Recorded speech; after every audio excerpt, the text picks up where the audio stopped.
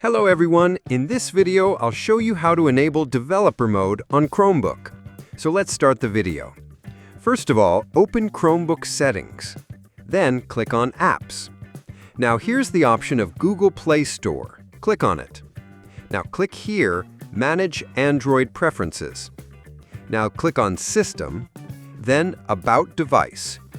Now here you'll see Build Number option. What you have to do, click 5 times on Build Number option, and Developer Mode will be enabled.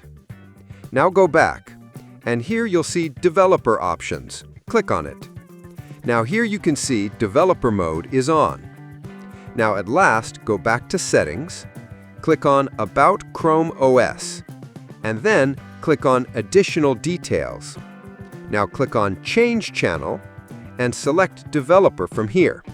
So that's it. This is how you can enable developer mode on Chromebook. I hope this video was helpful. Subscribe to the channel for more videos.